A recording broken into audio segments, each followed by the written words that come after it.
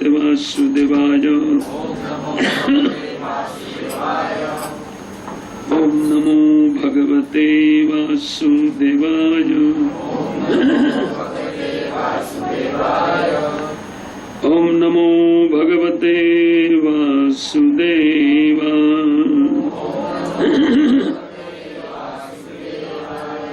नारायणं नमस्कृत्यं नरं चैव नरोत्तमं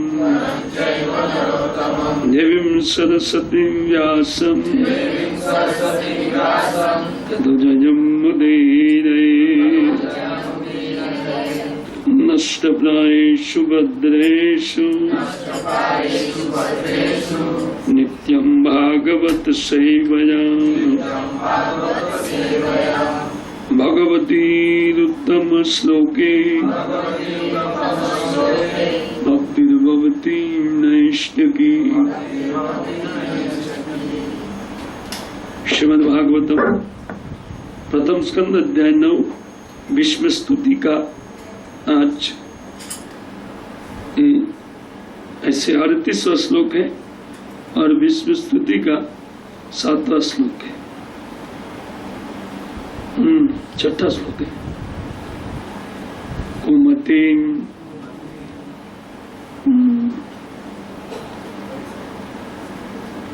38 नंबर है।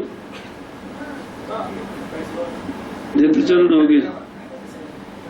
प्रसभम अभिससार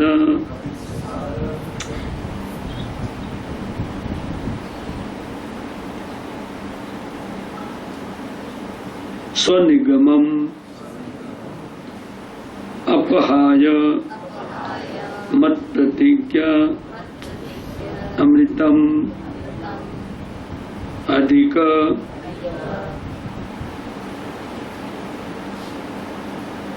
अधिकर्तुम अवलुप्तो रथस्थः धृतचरण रथचरणो अभ्यात् अचलात्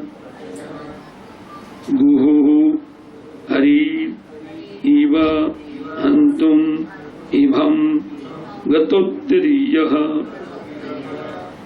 स्वनिगमम् अपाय मत्प्रतिज्ञामृत मत्प्रतिज्ञा अधिकर्तुम् अवलुप्तो रथस्थः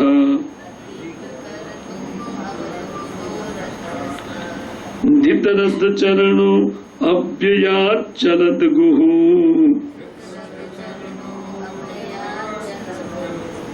हरिरिव हन्तुम् इभं गतोत्तरीयः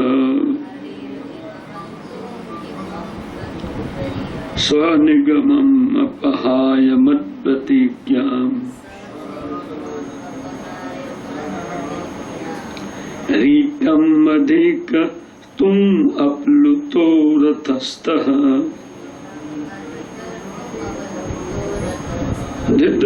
रथचरणो अभ्यात् चलत् गुहुः हरिरिव हन्तुम् इभं गतोत्तरीयः स्वनिगमम् अपहाय मत्प्रतिज्ञाम् अधिकं कर्तुम् अवलुप्तो रथस्थः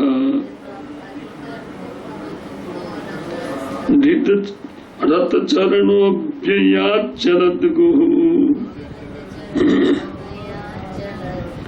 हरिरिव हन्तुम् इभं गतोत्तरीयः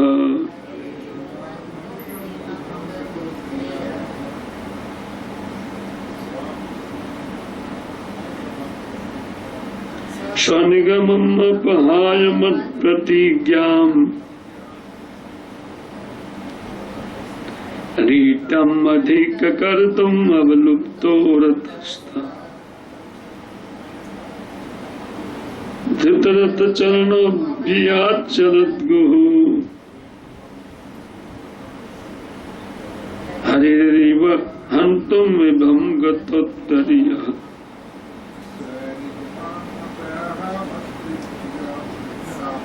स्वनिगम अपहाय मत प्रतिज्ञाम रीतम विकर्तम अवलुप्तो रथस्थः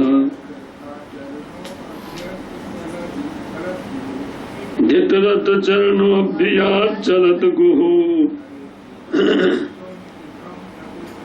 हरिरिव हन्तुम् इमं गतोद्धरिः स्वनिगमम् अपहाय मत्प्रतिज्ञाम् रीतम् अधिकर्तुम् अवलुप्तो रथस्थः धितरथ चरणोऽभ्याचलत् गुहो हरिरिव हन्तुम् इमं गतोद्धरिः स्वनिगमम अपनी प्रतिज्ञा को कि मैं हथियार ग्रहण नहीं करूंगा,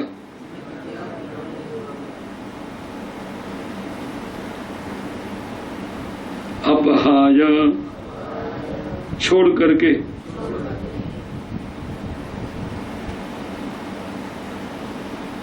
मत प्रतिज्ञा मेरी प्रतिज्ञा को कि मैं कृष्ण को हथियार उठवाऊंगा, रीतम सत्य करने के लिए, अधिक न अधि मुझसे अधिक, कर तुम अवलुप्तो नहीं, ये करने के लिए अवलुप्तो रथ से कूद गए, रथस्था रथ से,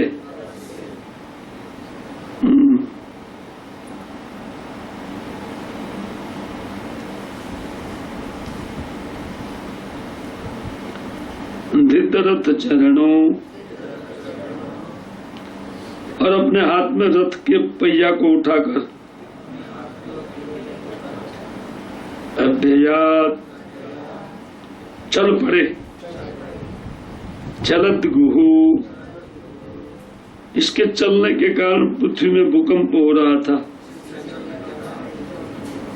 हरिरीवा सिंह की तरह, हंतुम मारने के लिए, इभम हाथी को, गतोत्तरी यहाँ, और इसी में बीच में उनका उत्तरी भी गिर गया था। तो श्री विष्णु पितामह के द्वारा उच्चारित श्लोक है कि उन किस भगवान में उनकी मति लगी रहे, तो वो कहते हैं कि युद्ध के बीच में वो अपनी प्रतिज्ञा को मेरे लिए तोड़ करके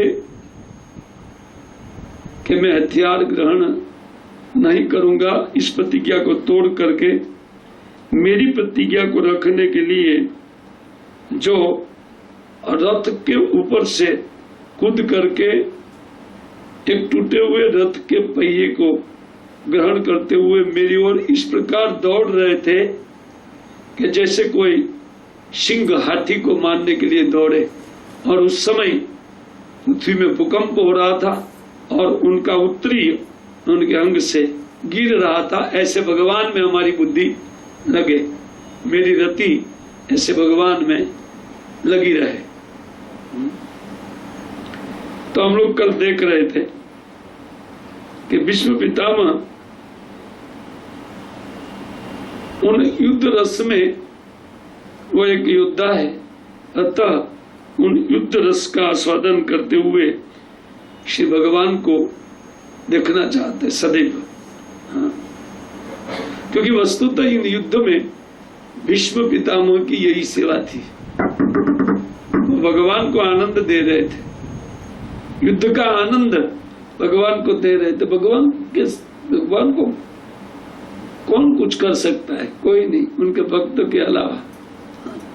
इसलिए ये भगवान को सुख पहुंचा रहे, और जिसके कारण भगवान सुखी होते हैं उन सुखी विग्रह को भक्त अपने हृदय में धारण करना चाहते हैं। मेरे द्वारा भगवान इतने प्रसन्न हुए हैं मेरे पर, हाँ? उसी छवि को जहां कहीं भी हम लोग देखते हैं तो भक्त लोग इस प्रकार की छवि का गुणगान करते हैं, जो उनकी थोड़ी सी सेवा को भगवान बहुत बड़ी सेवा मान करके, और भगवान हमेशा ये मानते हैं, एक लक्षण है भगवान का, थोड़ी सी सेवा कोई करते हैं तो उनको बहुत बड़ा मान लेते हैं, क्योंकि भगवान जानते हैं कि जीव इतना सूक्ष्म बेचारा क्या कर पाएगा मेरे लिए, क्योंकि सब कुछ बल बुद्धि इंद्रियों का ओजस सब कुछ तो मेरे पास लेकर के कार्य कर रहा है, तो उनके पास अपना कोई वस्तु नहीं है, तो थोड़ा सा भी कोई करते हैं ना तो भगवान उनको खूब मान लेते हैं। ये भगवान के इसी गुण के कारण भगवान शीघ्र जीव के ऊपर प्रसन्न होते हैं। कल हम लोग देख रहे थे इसी बात को, और मैं अंत में यही बात कहा था कि व्यक्ति को एक बार भी अगर कृष्ण के लिए कुछ थोड़ा सा समय निकाल करके ये कहे कृष्ण को कि मैंने आपको इतना समय दिया, काफी है, या ये कहने के लिए कि मैं आपका हूं, बस खाली कहे बढ़, तभी भगवान उनको सब कुछ दे देते हैं। नहीं, ये भगवान की प्रतिज्ञा है कि कोई एक बार हमको बोल दे तवास्मी थी, मैं आपका हो गया, अब आप हमारी रक्षा कीजिए। बस आप देखिए कोई भी व्यक्ति इस संसार में उनको ऐसा कृपालु नहीं है कि एक बार बोलने पर सब कुछ वहन करने लगे बाहर। मनुष्य लोग छोड़ दीजिए, देवता लोग में भी ऐसा कोई नहीं है। श्री भगवान की गुणावली को विश्व पितामह गा रहे। वस्तु तो भगवान का ये स्वभाव है,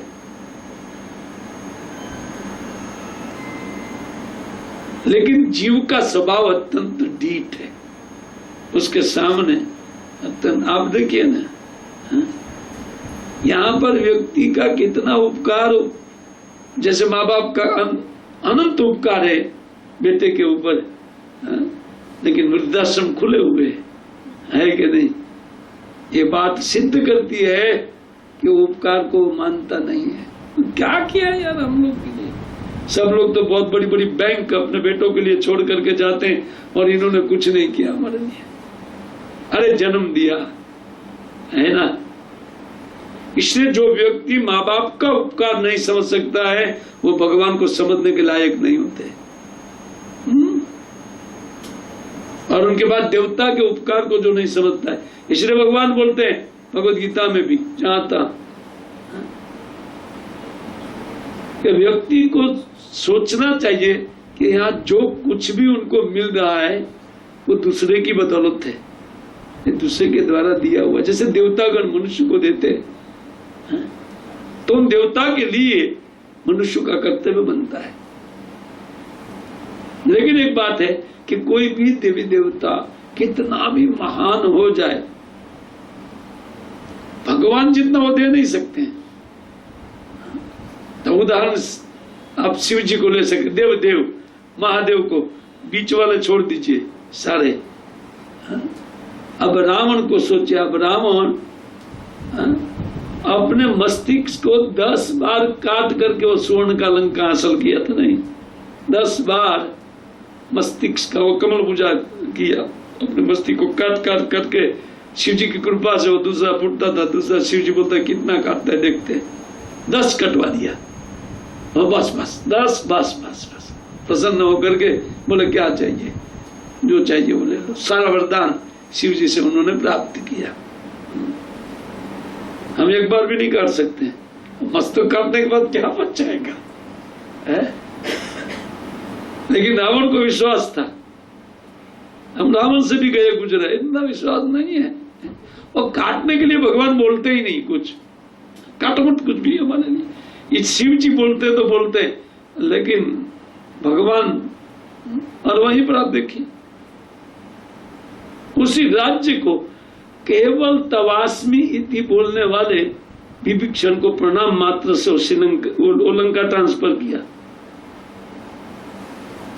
लंका का राज्य केवल मैं आपका हूं इतना बोले थे बस। और उसमें भी सुग्रीव इत्यादि ने शंका उठाया था जब ये 3 राक्षस के साथ 2 राक्षस के साथ वो आ रहे थे विभीषण जी आकाश मार्ग से, तो रामचंद्र की सेना में सब लोग तरह तरह का तर्क कर रहे थे। अरे ये असुर लोग आ रहे हैं, शायद हमारी सेना का बल नापने के लिए आ रहे हैं। कोई कहता उनको मार दिया जाए आकाश में, कोई कहता नहीं नहीं नहीं उनको आने दो। हनुमान वाला तो चुप थे, वो समझ रहे थे विभीषण है, वो तो शरण में आ रहे हैं। तो रामचंद्र जी हनुमान जी चुप थे। सुग्रीव इत्यादि अंगद इत्यादि बहुत व्यग्र थे, बोलते ये लोग कहीं हमारा भेद न जान ले। उन दोनों सेना में युद्ध होने के लिए तैयार थी दोनों सेनाएं। तब तक वो आ गए आकाश मार्ग से और उतर करके सीधा प्रणाम करते हुए कि तवास्मी थी, भगवान मैं आपके चरणों में हूँ। मेरे भाई मेरा बात माना नहीं, इसलिए मैं मेरे भाई को छोड़ दिया आपके लिए। बोले बस बस बस उठो उठो लंकेश। लंकेश बोला तो अंगद और सुग्रीव इत्यादि चौकन्ने, बोले अभी बिना युद्ध आप इनको लंकेश बोल देते हैं, अगर मान लीजिए रावण आया तो? बोले अयोध्या है ना मेरे पास, अयोध्या का राज्य मैं उनको दे दूंगा। इसको तो लंका दे दिया मैंने। पर भगवान जानते थे रावण आने वाला नहीं। जिनके चित्त में अहंकार होता है वो अहम भावना से भगवान को समर्पण करना नहीं चाहते। ये जीव का दिताई है। ये अहंकार मिथ्या अहंकार के कारण कुछ नहीं है जीव के पास। भगवान का दिया हुआ शरीर, भगवान के जगत में रहना, भगवान की हवा को खींचना, सब कुछ है, लेकिन मिथ्या अहंकार। भगवान को बोलते रहना चाहिए बीच बीच में, मैं आपका हूं, मैं आपका हूं। इसी से हमारा मंगल होगा। इसलिए बार बार विश्व पितामह ऐसे भगवान में मेरी मति लगे, ऐसे भगवान में, किस किस भगवान में हम लोग देखा एक ही बस युद्ध के बारे में ही वो, क्योंकि वो तो वीर रस का आस्वादन करने वाले एक महान योद्धा थे जो 350 साल अजय योद्धा रहे और हजारों युद्धों में हजारों व्यक्ति का रक्षण करके और वो युद्ध को जीते हैं।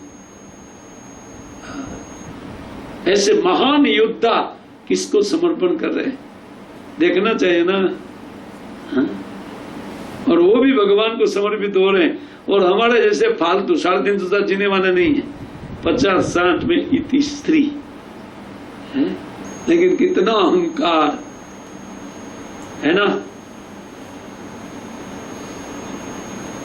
सत्संग है नहीं जाना है, सत्संग में कौन बैठेगा? तुच्छ लोग जिनका बुद्धि थर्ड क्लास है वो लोग सत्संग में बैठेंगे, है ना। अहंकार है वास्तव में, कुछ न कुछ अहम इसमें बाधा देता है। अरे तो इतना सुंदर कार्य, इससे बढ़कर और कोई कार्य संसार में नहीं है।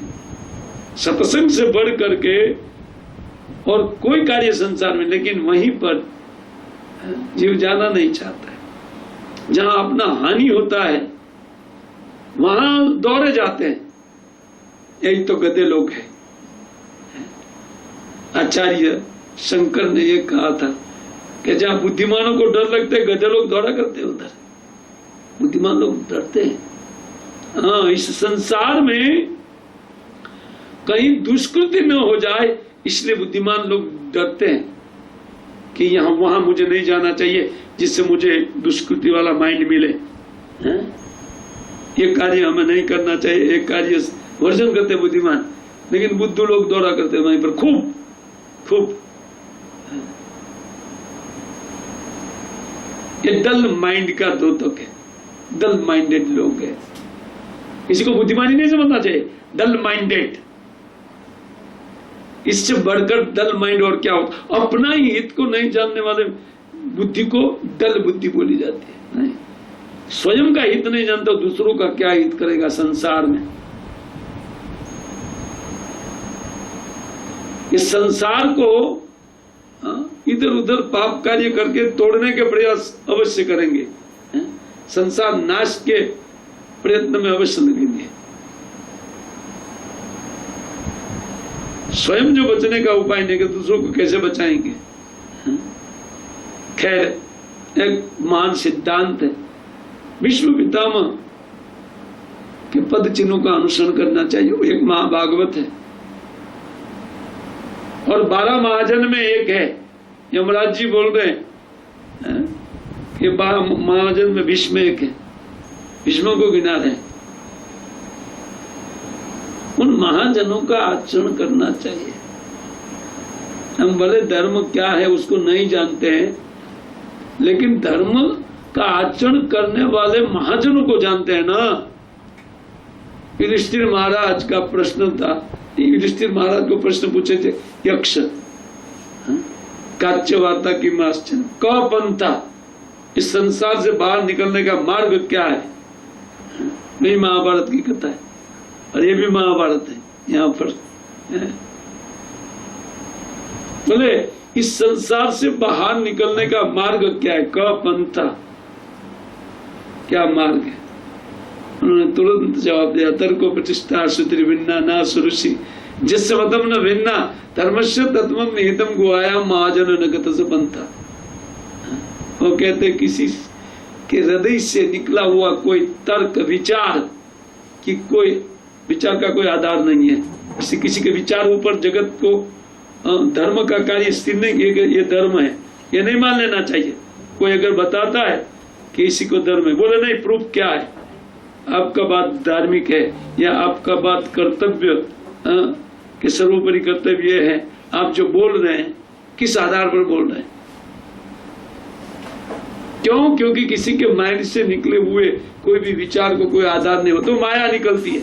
हमारे हृदय से जो विचार निकलता है वो माया। ठीक है, श्रुतियों के पास जाया जाए, बोले श्रुति भिन्न, श्रुति भिन्न भिन्न बात करती है। किस श्रुति का कौन बात को आप मानेंगे? हजारों हजारों लाखों लाख बात लिखी गई है वेद में, ये करने से मिलेगा, ये करने से, या उपासना कांड एक भिन्न बात करता है और दूसरा कोई कांड है वो दूसरा बात करता है। तो श्रुति भिन्ना, ठीक है, श्रुतियों को या वेदों को जानने वाले व्यक्ति के पास जाया जाए, ऋषियों के पास। बोले ना ऋषि जसमतम न भिन्ना, बोले एक ऋषि मिलना मुश्किल है जिनका दूसरे से भिन्न मत नहीं हो। भिन्न मत नहीं हो करके कोई ऋषि बन ही नहीं सकता है। ये ऋषि का टाइटल तब मिलता है दार्शनिक का, तब अपना एक मत स्थापित करता है कि मेरे हिसाब से ये है ना। चलो ठीक है, धर्मस्य तत्व निहितम गुहायाम, धर्म का तत्व, और भी आगे आ जाइए, धर्म का तत्व अत्यंत गुह्य, वेद के लिए भी गूढ़ है। इसलिए युधिष्ठिर महाराज सिंपल जवाब है, महाजनो है न गतस्य बनता, महाजन जिस मार्ग से गए हैं उस मार्ग को फॉलो करो। और महाजन 12 है, और 12 महाजन जो भागवत में गिना है सब नारायण के भक्त हैं। इससे भगवान की भक्ति ही इस संसार में सर्वोपरि परमात्मा माना जाएगा।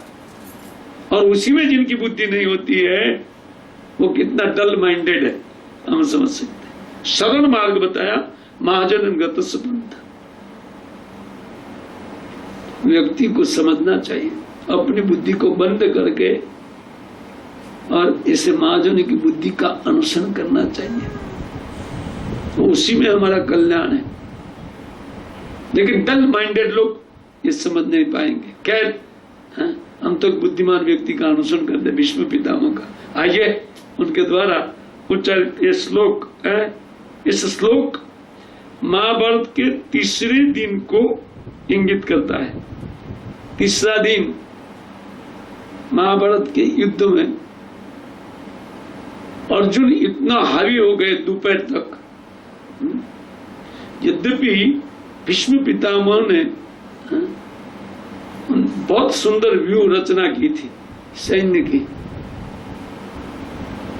लेकिन 30 पर भी उन अर्जुन है, उन्होंने वो व्यू इतना तोड़ फोड़ करके सेना में घुस गए और भीष्म पीछे पीछे दौड़ रहे थे उनके। जहां जाता था अर्जुन वो भीष्म को देखते ही नहीं थे, वो उनको देखे बिना चारों ओर भागदड़ मच गई, कौरव सेना में भागने लगी सेना। और सेना जब भागने लगी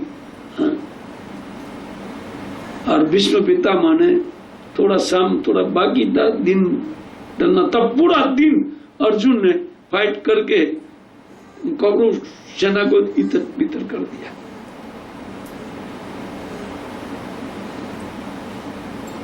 और तब शाम को जाकर के जब युद्ध बंद घोषणा की, जल्दी युद्ध बंद कर दिया। भीष्म पितामह बोला जल्दी करना, ठीक है द्रोणाचार्य बोले अर्जुन आज रुकेगा नहीं वो है, इसलिए जल्दी अभी केवल मारना है सैनिकों को तो खड़े रहो, राजाओं को मारना है तो बंद कर दिया जल्दी। और पांडव लोग विजय मनाते हुए अपने शिविर में, और कौरव लोग, दुर्योधन गया सीधा भीष्म पितामह के पास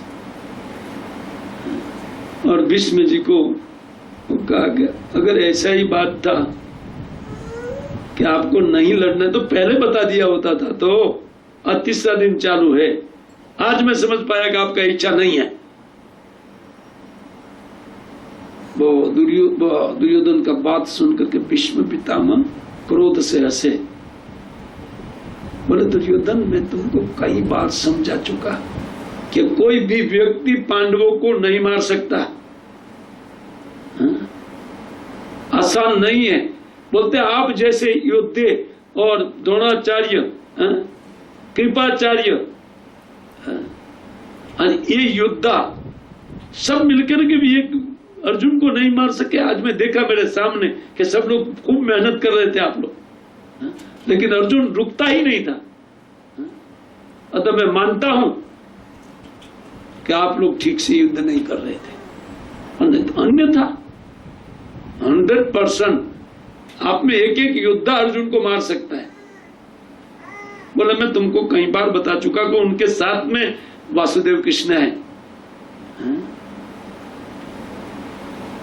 अगर कृष्ण नहीं होते थे तब एक दूसरा बात था, अरे बोले वो हथियार नहीं उठाएगा। तब भीष्म पितामह ने कह दिया ठीक है, आज या तो वासुदेव हथियार उठाएंगे और नहीं तो पांडव मारे जाएंगे, बस। तब दुर्योधन खुश हो गया। बोले भीष्म प्रतिज्ञा करते तो वो जानते हैं एक बात होगा, और वासुदेव तो हथियार उठाएंगे नहीं। मेरे सामने बोले कि वो तो हथियार उठाने वाले नहीं है। आप ये सुन करके कौरव में एकदम खुशी मना रहे थे कि कल सुबह से पांडव सेना का इति श्री, क्योंकि भीष्म प्रतिज्ञा है। वो जानते भीष्म ने भीषण प्रतिज्ञा, जिनकी प्रतिज्ञा को तोड़ना मुश्किल है, उनकी भीषण प्रतिज्ञा कर लिया था भीष्म ने कि ठीक है, जब तुम बोल रहे हैं कि वासुदेव हथियार नहीं उठाएंगे तो दो में से एक काम होगा, या तो वासुदेव हथियार उठाना पड़ेगा अथवा सारे पांडव मारे गए। बस बोले बस बस बस। दूसरे दिन सुबह भीष्म पितामह ठान करके निकले थे और आते ही युद्ध चालू किया। चालू करते ही भगवान समझ गए कि भीष्म का आज दूसरा डिजाइन है। क्यों? क्योंकि इतनी चपलता से वो तीर चला रहे थे, इतना चपल कि कोई व्यक्ति उनको पूर्व में देखता था, इनके साथ साथ जैसे आंख पश्चिम में जाती थी उधर भी भीष्म दिखाई पड़ते थे। वो कब कहां चले जाते थे, इतनी स्फूर्ति से युद्ध करते थे। या उनके जो युद्ध है वो धनुष्य, वो केवल राउंड जैसे अग्नि का एक लिसोटा है उसी प्रकार दिखाई पड़ रहा था। भीष्म नहीं, और तीर ही दिखाई पड़ रहे थे, खच खच खच खच खच खच। सब वो पूरा भागदड़ मच गया, सेना तितर बितर हो गई पांडवों की। हाँ? और बड़े बड़े राजा लोग अपना मुकुट उतार करके बाल खुला करके रख दिया भीष्म के सामने, हम नहीं लड़ेंगे भाई, हम नहीं लड़ेंगे। हाँ? लेकिन भीष्म बस, और कौरव लोग उनके पीछे पीछे, भीष्म के पीछे पीछे सब लोग चल रहे थे, और पांडव और अर्जुन